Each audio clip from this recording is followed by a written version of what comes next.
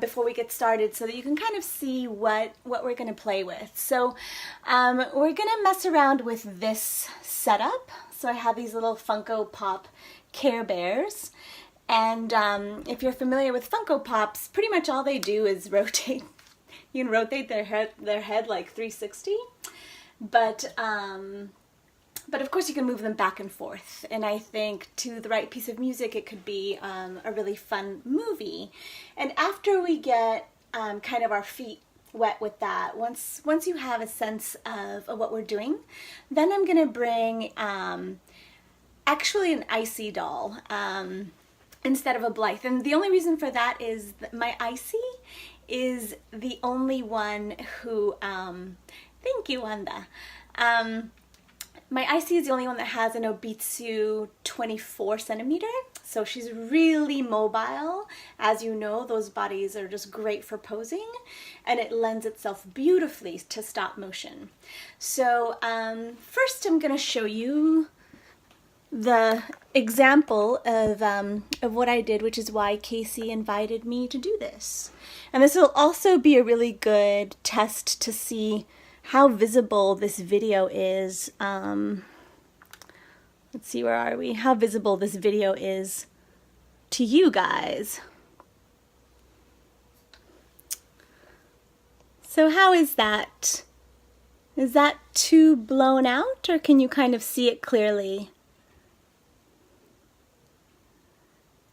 And I'm going to be asking a lot for your feedback as we do this, because I have no idea what it looks like on your end. It looks pretty clear from here. Thanks, Betsy.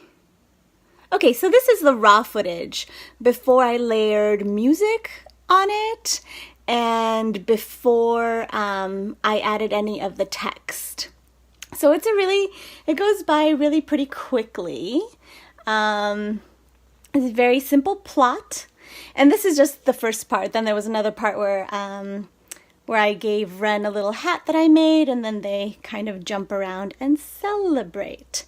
And so what we're going to be using, sorry for the shaky camera, what we're going to be using is an app, or at least what I use is an app, and I took a photo of it, which is kind of dorky, I know, but or I printed it so that you could see, because I know when someone tells you to use an app, sometimes it's hard to find the one that they're talking about. So this is what the icon looks like. And the one that I have has this blue background. This is just my camera background, so ignore that. But this little like old video camera is what you're looking at, and or what you're looking for. And when I went back into the App Store to look for it, this part was purple. So maybe it's purple these days. Maybe they just changed it. But it seemed to be the same app. And you should expect to pay about $4.99 for the app. And I think it's always worth it to purchase apps. You know, they tend to function better. And then you don't get as many annoying commercials. So, turning you back to the camera or the iPad,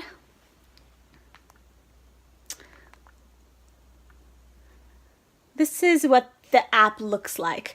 So, one of the most important elements that you're going to want is a tripod. And so here I've got my iPad set up with a little gadget that holds it on a tripod, and then you guys are on my cell phone, which is on its own tripod. And that tripod is tiny and really mobile. It's a little gorilla pod. I don't know if you've seen them, but they have really flexible legs, and they can you can set them up anywhere so that if you're outside, you can set it up to take pictures from a higher perspective.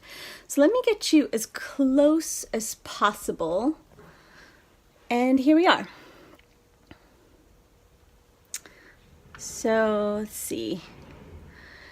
The reason that you want a tripod is so that when you're moving stuff around, you can have this shot And then in the next shot, when you move just one little thing, what it looks like is that only that tiny little thing moved, as opposed to the whole frame shaking around. And so it makes it a lot more believable. So this app is super user-friendly, and I'll talk you through some of the basic aspects of it. Let's see, let's start from back here. So here there's a little icon that says new movie, so that's what I pressed. And then here it says tap here to add some pictures. So I'm sure you have a sense of how stop motion works. It's pretty straightforward. It's just many, many pictures that when they are played in a quick succession, it looks like objects are moving. So we're going to start with this photo, right? That'll be our first one. And you can kind of see it pop up down here, right? Oops, I didn't mean to poke it. And then we're just going to move stuff around. So I'm going to rotate all of the Care Bear. And take another photo. And I'm going to rotate them again. So this takes a lot of patience. And it takes a long time because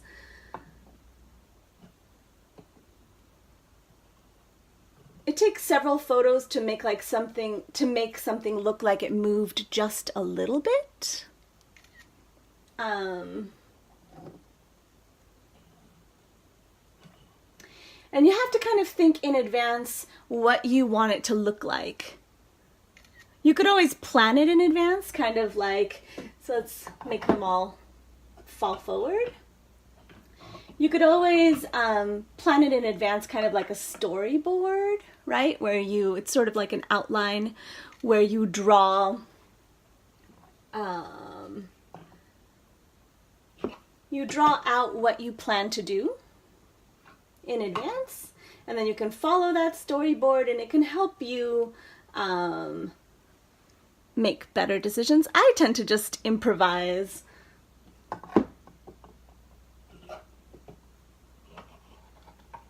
Now I could, of course, make them all do different things, but I've kind of played with this before with the Care Bear, or with the Funko Pops in general, and I feel like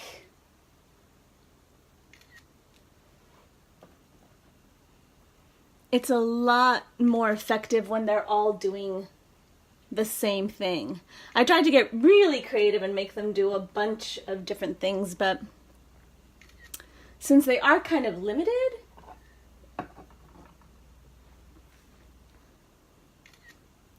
in their movement, it wasn't really it didn't look very good. Okay. This is it. I'm just going to finish with this little green guy standing up, and then we're going to take a look at what we've made. Okay, so for example, that is 16 photos. And you can go back and look through them, and you can look through them nice and slowly. Of course, if you scroll a little faster, you can see them moving. Conveniently here, you can just press play, and then it'll just play it for you. So it's, I don't know, that's always kind of fun to watch. This just plays it in a loop, so it makes it look like you have accomplished a lot more than you have. But you can see where it starts over again each time. Really, we've only done a very tiny little bit. But that's enough, I think, to give you an example of how to start using the app. So, a couple things that you can do here. You can poke any one of the photos that you've taken, and you can copy it and paste it. And so you can, if you've got something happening that you want it to look like it's happening again and again and again, you can just copy and paste instead of having to set up the scene every time. And And I mean, once you're playing with it, it's pretty straightforward. Every button is labeled. Here you can add audio, so you can add a song. You can erase things. Let me go a little bit forward and talk about opacity. So what's really awesome about the opacity is it's this little toggle button over here. And if it is all the way down, then it's 100% the last image that you took. So here you can see I'm kind of moving my hand where the camera is, and you can't see my hand at all. Whereas if I toggle it all the way up, it's 100% what's actually there. And so when you're working with this, if you set the opacity to be about halfway, then you kind of get this ghost image of the previous photo plus what you're doing now.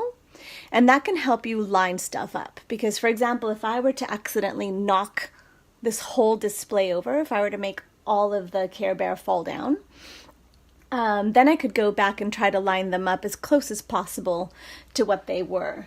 And here, let me see if I move them a little bit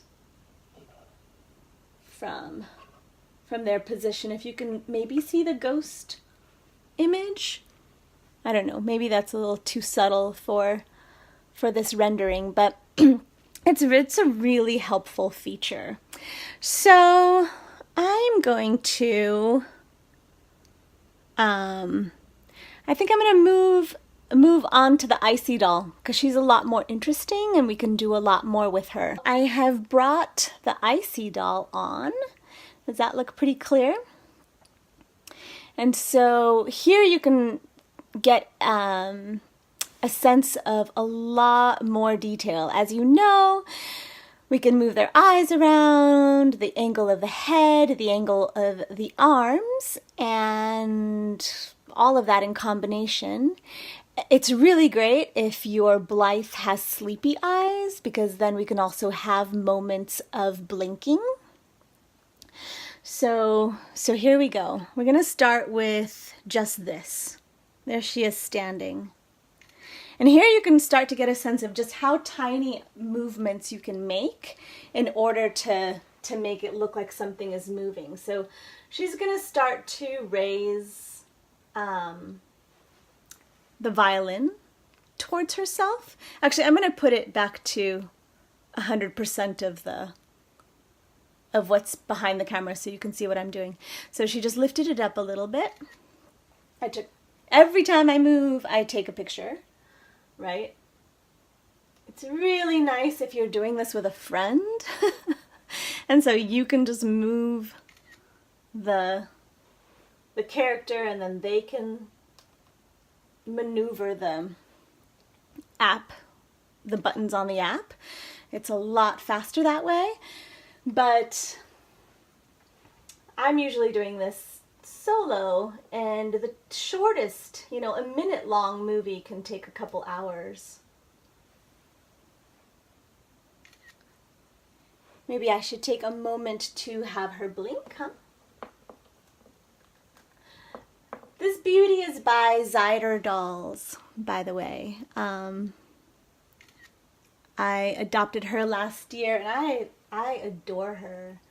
Once upon a time, I was convinced I would never like Icy dolls. I would see their pictures and kind of cringe, but, okay, so, can you see that? So, what's really nice about the Obitsu, the latest Obitsus, the 22 and the 24 centimeter, is that the hands are really easy to change, but for that same reason they fall off really easily, so you have to be really careful. I think I'm going to change her eye chips. Let's see. So she's going to open.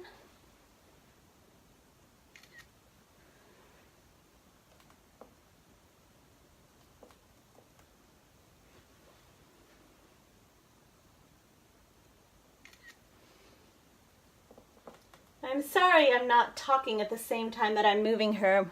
I'll start to do that a little bit more so you're not just watching this in silence. I can kind of just describe what I'm doing. Oh, that's a good question, Michelle. It's just basic what I have in this space. So I don't want to move the camera right now and show you the lights because I'm afraid that that'll blow out, but I'll show it to you at the end. And I just have some overhead strip lighting, like the kind you would have in your kitchen. And then I have a little amber lamp over here that it's what I have in this space when I'm hanging out, just more like mood lighting. Nothing specifically professional. Oh, and I should say that, like, this is a total hobby for me. I am no expert. I mean, I am showing you this on an app, and I'm thinking that for some of you, that might be great. You know, if you don't have a background in editing, the accessibility of an app, I think, is really welcoming. But for those of you who do have more of a background in editing and you want to make projects that are a little bit more refined, you don't need an app. I'll talk about frames per second in just a little bit. So you can make just the tiniest little movements, and every movement makes a difference. The more patience that you're willing to have, see? Now I'm totally moving her, which is when that opacity filter is going to be really useful. Because what I want to do right now is change her eye chips so that next time that she opens her eyes, they're looking in a new direction. But obviously I had to seriously move her, so let's see if we have to line her back up. Oh, it's not so bad. It's not so good either. Let's see. Okay, so that's the previous photo. That's where she is right now. I'm going to try to kind of put her a little bit closer to where she was before.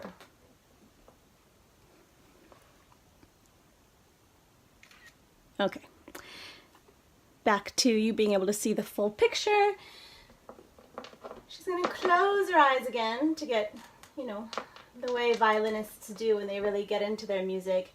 And we're going to have her start to play. I've had this little violin prop for a long time now. It's really well made. I think it seems so realistic. And if any of you play the violin, please forgive the inaccuracies here.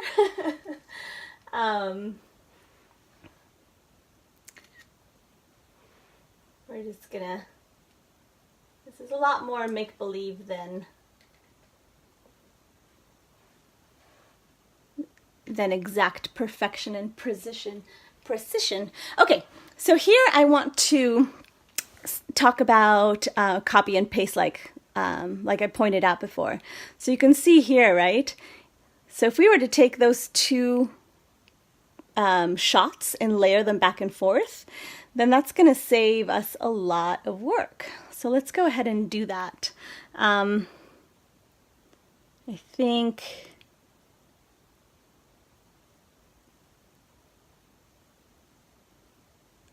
trying to decide how many shots to go back. We'll do it once her eyes are closed. So I'm going to poke that. There's a little button here that says select, and that means to select a number of frames. You can see them being highlighted there. Okay, so now I'm going to copy them. It says copy 5. Then I'm going to go to the next place, which is this little camera icon, and I'm going to say paste 5. I'm going to go again, and say paste 5, and again, just to be really indulgent with it, and paste 5, so that later on, if we layer music to this, we can have her playing music for quite a while.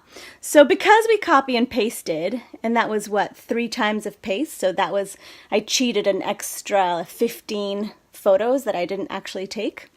here right now it says that we have a total of 38 photos. So let's see what it looks like. I'm going to press play.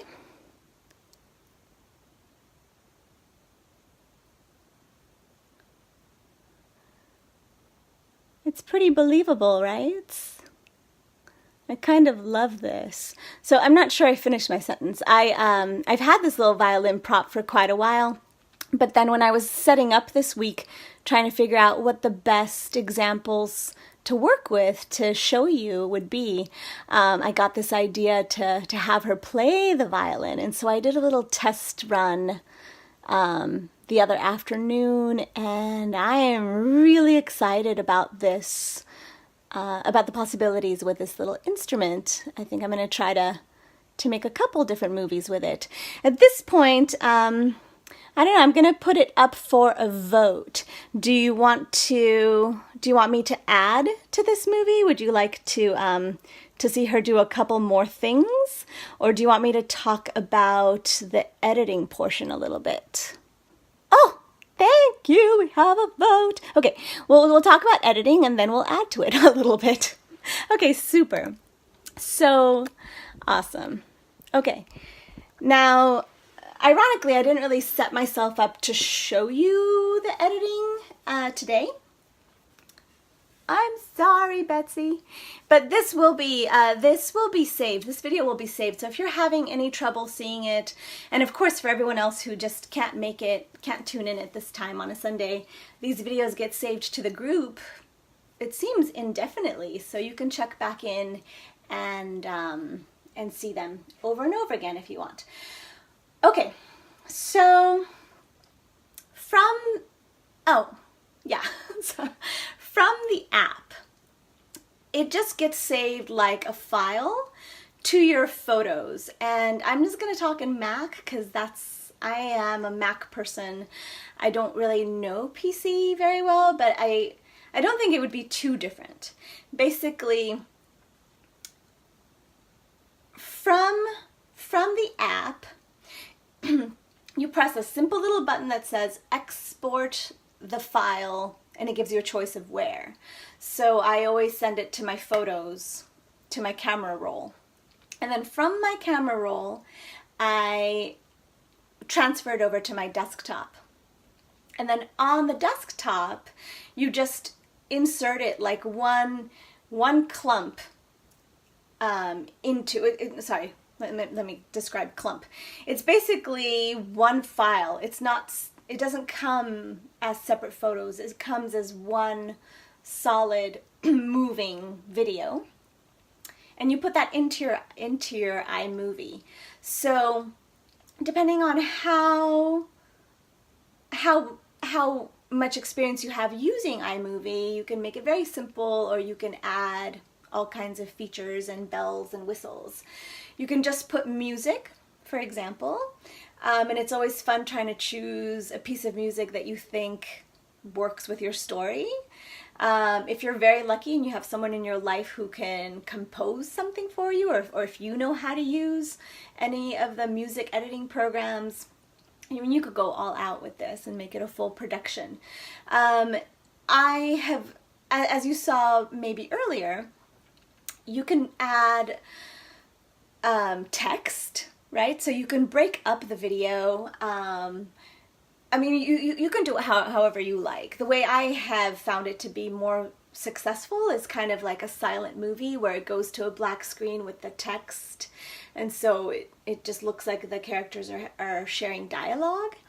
I like doing that because it takes so much work to just come up with the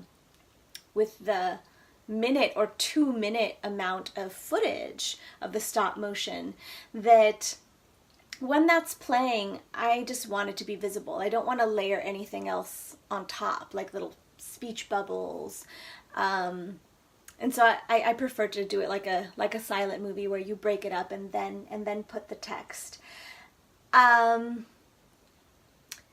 If you are not using this app, then what we want to talk about is called frames per second, or even with the app you want to know about frames per second.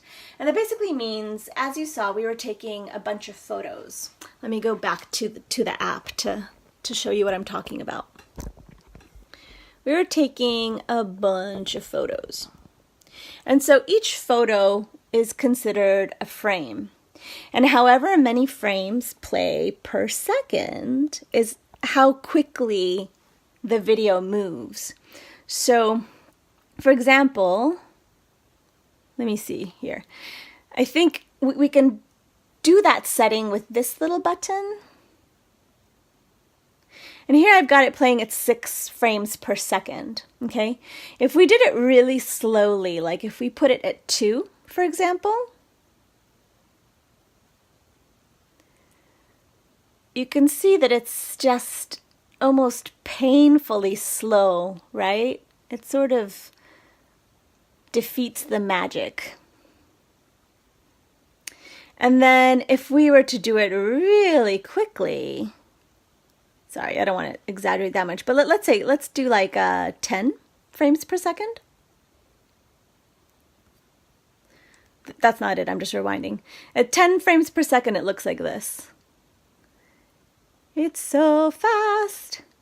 And of course, the faster it is, I suppose it looks a little bit more alive, but then it makes you have to work a heck of a lot more to get any kind of a duration. If you want a slightly longer film, you probably don't want to be going quite so fast with your frames per second, because then you end up having to do a huge number of photos. I like it to sit around 6 or 7 frames per second.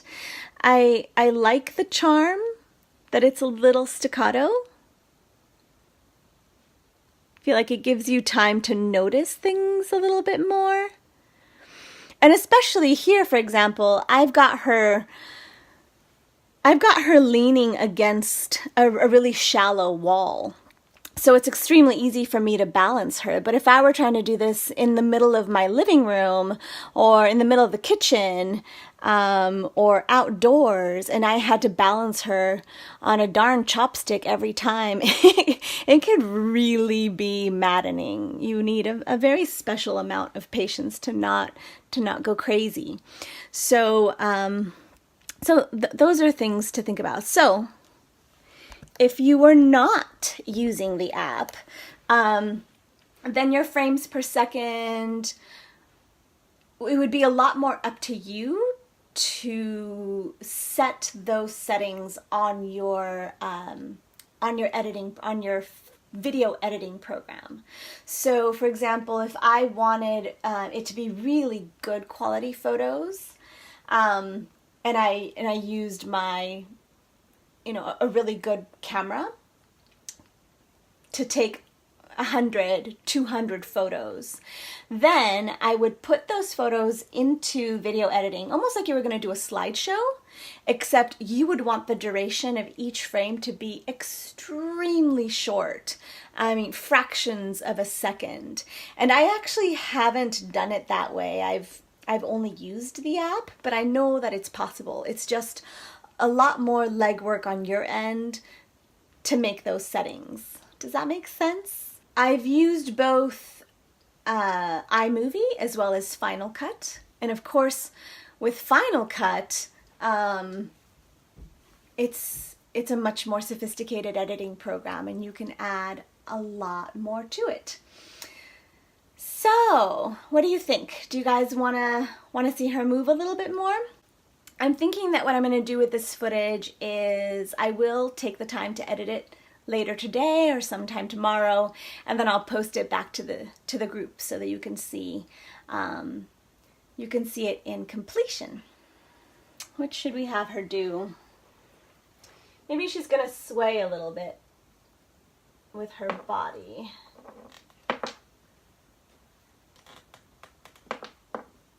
That was a huge movement.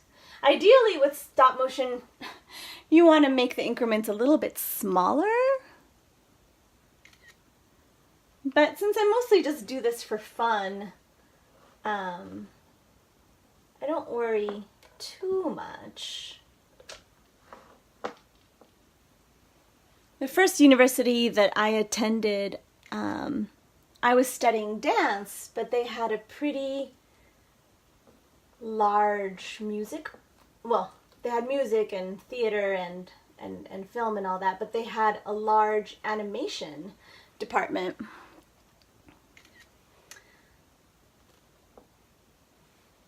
And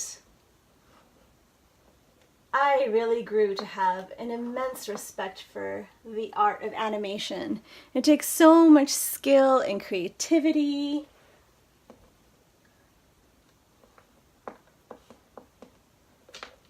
And patience. Of course, there's a lot more. There are a lot more digital tools available to animators these days, but that doesn't mean that they don't work their butts off. I mean, I'm always amazed when I go see an animation film at the extremely long list of people involved in the production. It seems hard to believe that it would require so much, but it does. It requires years and years and a lot of money and a lot of, oh, there goes her hand, a lot of planning. Okay.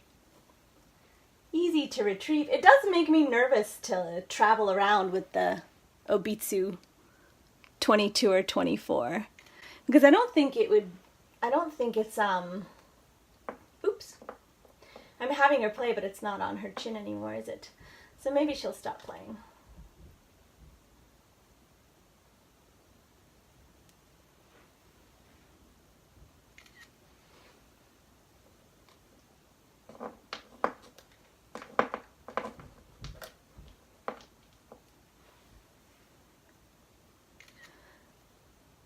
And there are some great documentaries about some of the stop motion animation companies, like Aardman, right? That's the name of the people that do Wallace and Gromit and Shaun the Sheep, and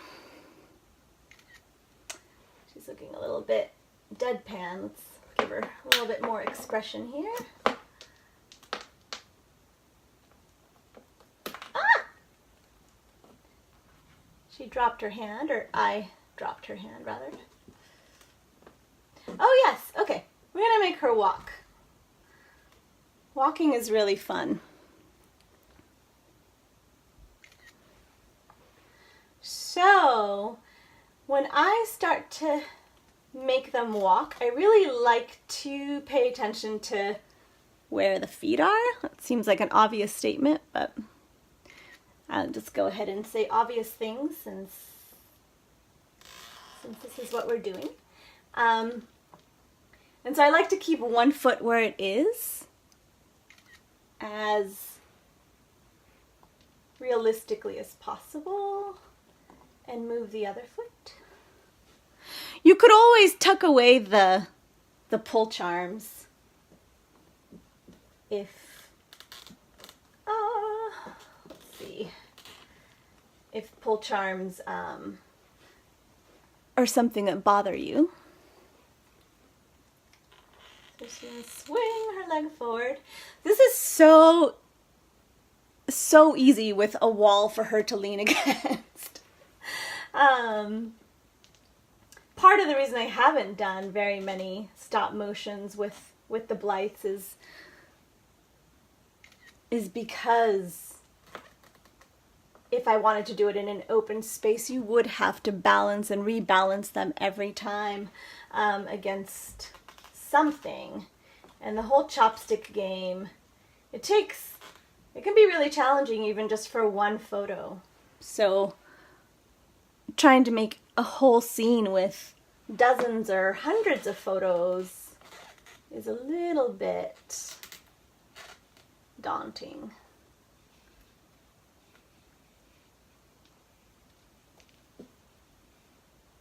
I shouldn't have said it was easy, because now she's challenging me. And let's see, she had to have walked over here for something, right? So what should we do? I think think she's just gonna toss her bow and violin behind this dress form.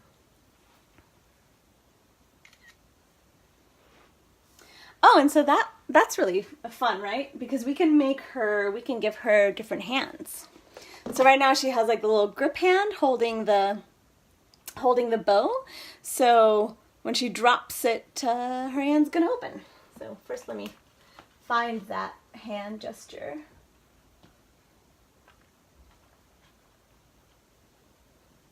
Yeah, well, I guess that's as good as it gets for that. But this will be another opportunity to use that opacity filter because I'm going to completely move her, so I can do that. She dropped her hand voluntarily, so I don't have to actually take that off. Okay, so she opened that hand. Let's see if she's anywhere close to where she was before. So we do the opacity filter. Sorry, that's a little bit off screen. This little toggle, I'm toggling it halfway down. And that works actually. I didn't mean to move her forward, but I'm going to take a picture of that, and so now we have the scene that we want. And then she's going to pass the violin over to her right hand. Maybe I'll have her look at what she's doing. And maybe I'll have her put her feet together, because why would she still be in that one position?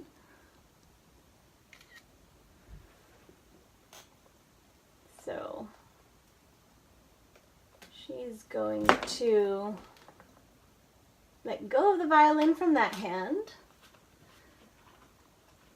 So again, this takes a lot of patience to do, and I don't know, maybe it's really boring to watch. When you're doing it, it's like there's a lot to do, so you kind of stay busy. But watching it, so your end of things, I don't know what that's like. Are you bored? I suppose you can always rewind it, or not rewind it. Later on you can watch whatever portions of this are the most interesting to you. And fast forward through the useless ones. No. Alright, is that remotely close to where she was before? It's kind of awkward, right? Because she's like leaning her head against that dress form, but that's alright. I didn't really plan this in advance, so I didn't have much of a set for her. Again, we do not want that in the scene. I'm going to have her step away from that and set the violin down.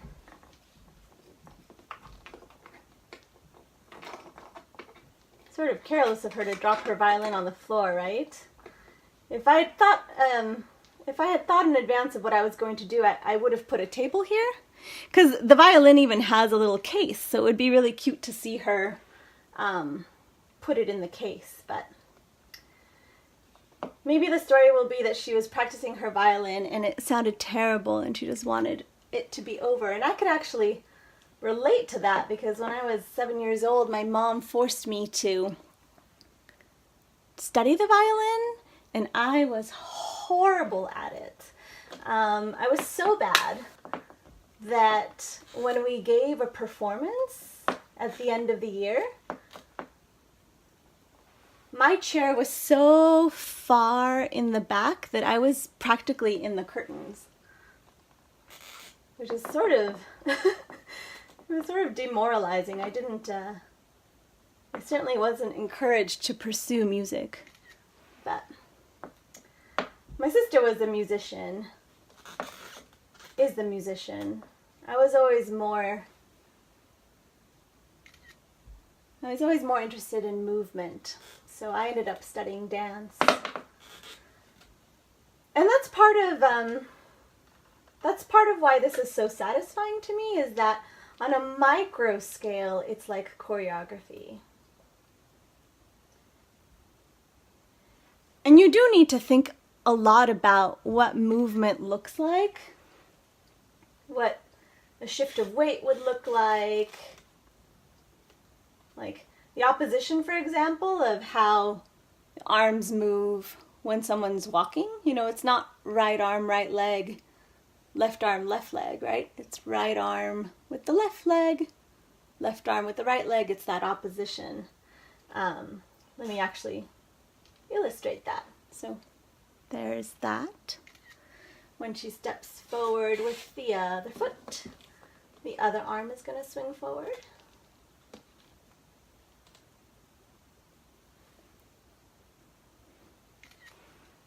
Etc. Etc.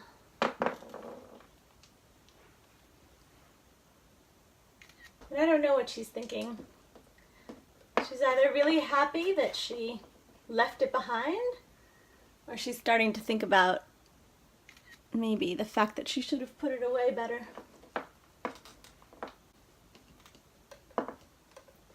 With this one, I'm probably not going to do any, I'm not going to do any text. I'm going to do just music. And I guess we can talk about music. So if you want to post what you've done on a public forum,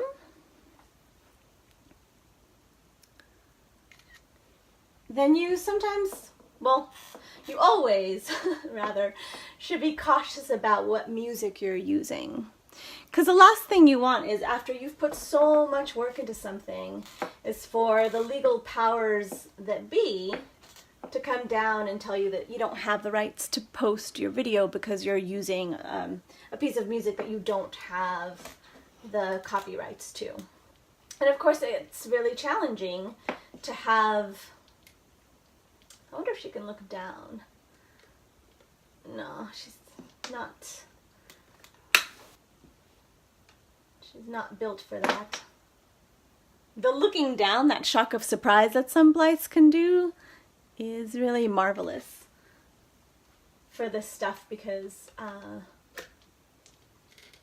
obviously it gives them a little bit more of that shock or surprise look. But let me finish my sentence about music.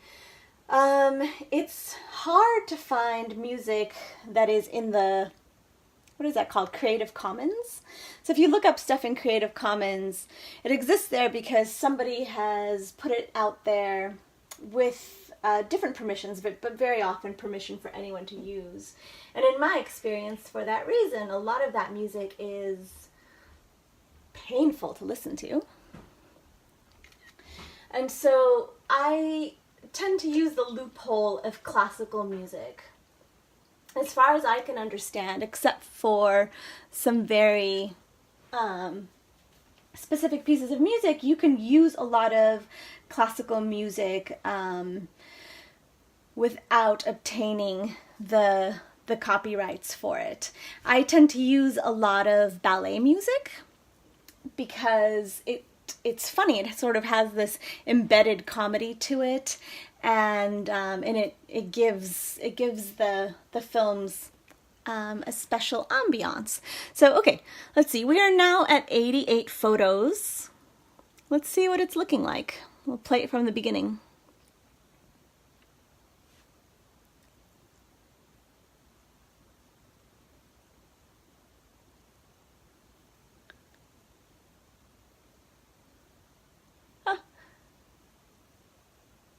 It wasn't as dramatic as I thought it would be.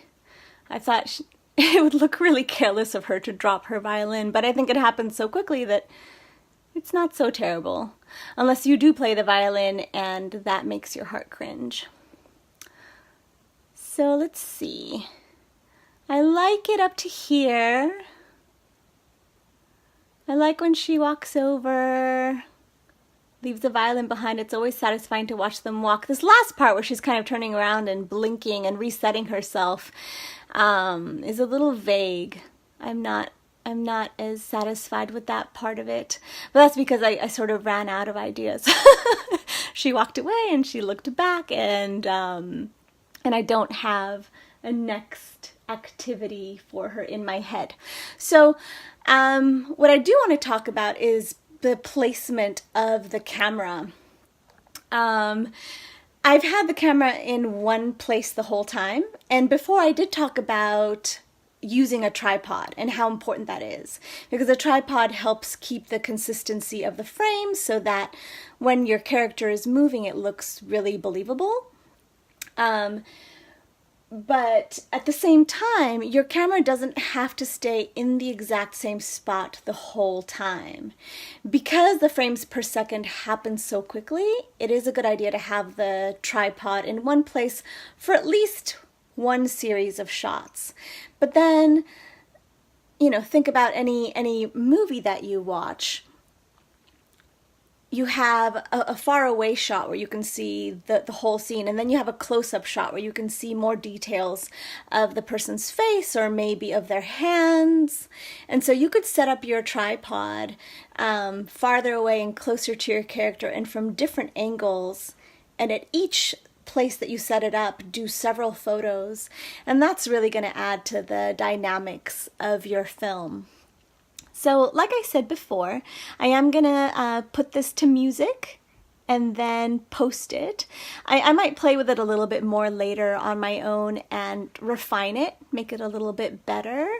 Like I said, I'm not really, I like it up until here, and then this part doesn't make sense to me. The very end when she's just looking around, I think I'm gonna think of something a little bit more clever to bring video, to bring this video piece to an end. So, okay, so when you are done with it, you press this little arrow in the far left bottom, and it's gonna take you to what looks like a theater setting. And then you have, you know, your several selections where you can, at that point, save it to export the movie, make it an animated GIF, or just keep it as a project. I'm going to put it on just a random movie. You can also go back to anything that you've done, as long as you don't erase it, and add to it and edit it. This is an early one, back when I didn't have any Blythes and I was just collecting polyps. And actually this is a good example of what something looks like when you don't have a tripod.